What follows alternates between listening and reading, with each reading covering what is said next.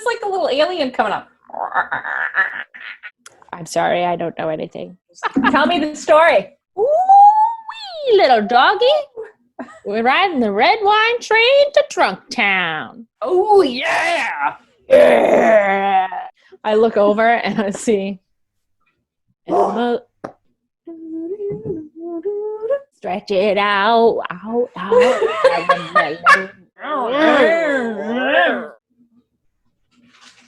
Hey, friends.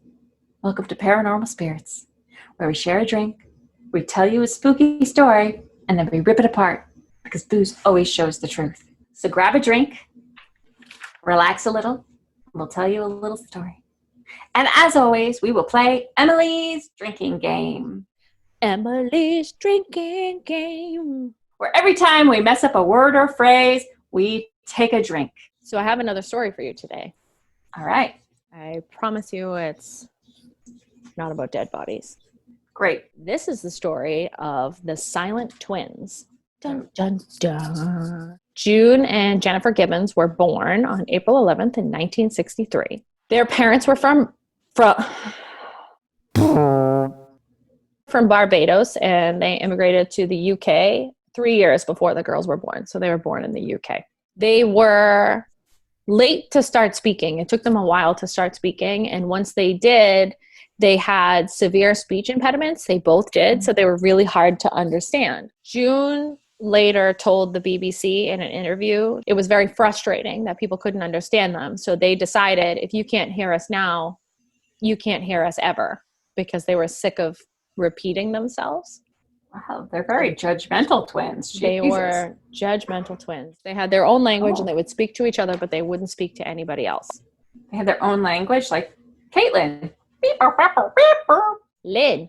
Choo choo chee cha cha chee cho. Yeah.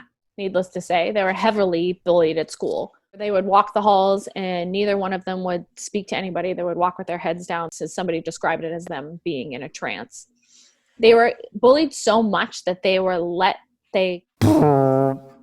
so they got to leave school early, 5 minutes early every day, so they could walk home without being tormented on the way home. Wow. Okay, that's bad. It's really bad. So after a doctor visiting the school to give vaccinations or something realized their goodbye liver, the girl's strange behavior, they were sent to a special school. So they were sent to a school called the Eastgate Center for Special Education. So they were monitored by hidden microphones and a camera through a two-way mirror. They quickly realized that the girls were silent when anybody was in the room, but they started talking to each other. They started communicating with each other as soon as somebody left the room. So when they were alone, they would communicate. The therapist found that the girls would talk in a special language that was a mix between English and Barbarian Creole. Oh. Barbarian?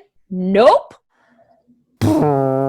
Barbarian is a horrible way to say it, but Barbadian is the right way to say it. My bad, world. They separated the girls in an attempt to break the self-isolation that they were having. June completely shut down. She stopped speaking. She wouldn't even dress herself. She wouldn't get out of bed. She wouldn't even move. She didn't do anything. So they quickly realized that they couldn't keep the girls separated. They had to connect them together again. You know what we call that in the counseling world? Codependence. I'm codependent with my good friend Tito's. We're codependents. I can't speak without you.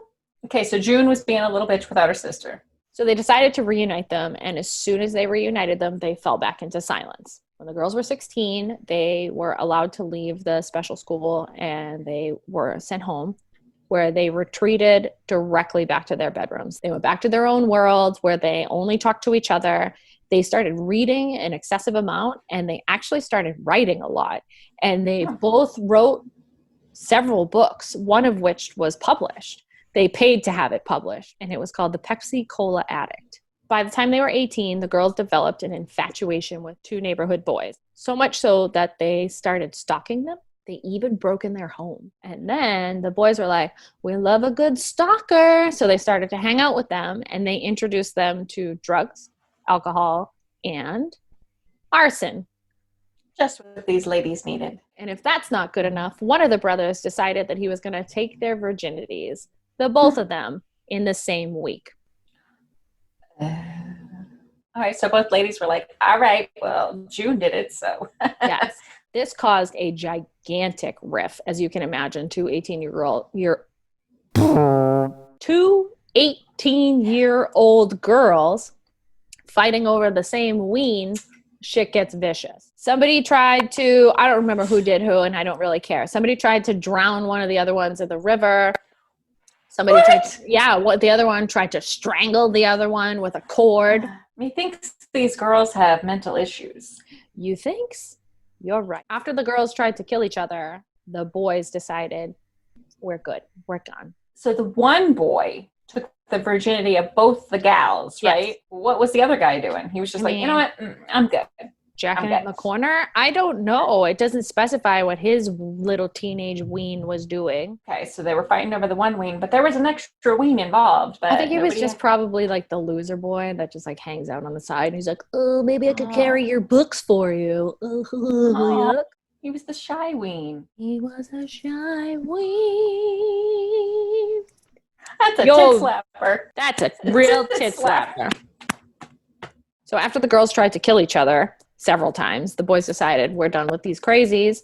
And them leaving drove the girls crazier, and they went into a full-blown like crime spree, and they set a bunch of stuff on fire. They're like, fire! Fire! He's on fire! Now you set my soul on fire, a big roaring flame. I'm not scared of much, but these girls are a little terrifying. After they set some shit on fire and stole some stuff and vandalized some stuff, they were admitted to Broadmoor Hospital, which was a high security mental hospital. They were sentenced to 11 years. One of the sisters felt that they were sentenced to 11 years because they didn't speak. Well, these are girls that are very rational and can just they're fucking crazy.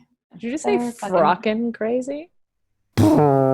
So a journalist named Marjorie Wallace kind of caught the attention of this case, and she decided to go and talk to the girls and interview them and all of that jazz. The girls told Marjorie that in order for one of them to live, the other one had to die. They somehow came to the decision that it was going to be Jennifer. Jennifer was going to be the one that died. They were being transferred to another hospital. I don't remember the name. I don't feel like looking it up, so we can just find it somewhere on the internet. All they wanted to do was get out of Broadmoor because it was horrible for them. It was a horrible experience. As they were being transferred to a different hospital, the girls were super glad that they were finally free of Broadmoor. And when they arrived at the next location, Jennifer was in a coma. She had fallen into a coma on the ride over, and they couldn't wake her up.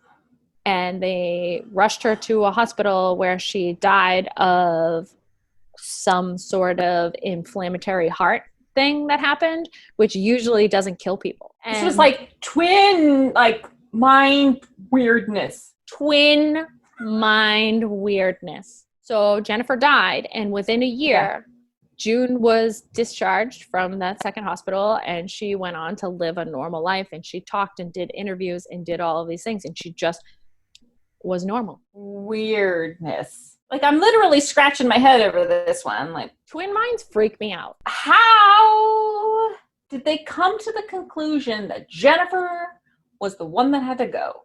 Rock, paper, scissors. Jennifer, we need to talk. Yes, June. What do you have to say to me? You're a shit show and you need to go. June, you're totally right. Oh my God, I am a shit show. I should go. I'm going to make my heart blow up as soon as we get out of this place. I think that's a great idea. Okay, live your best life. So that's my crappy story of the Silent Twins. Thanks for listening. Thanks for hanging out. If you liked what you heard, you suck, dude. Get better taste. But don't forget to subscribe.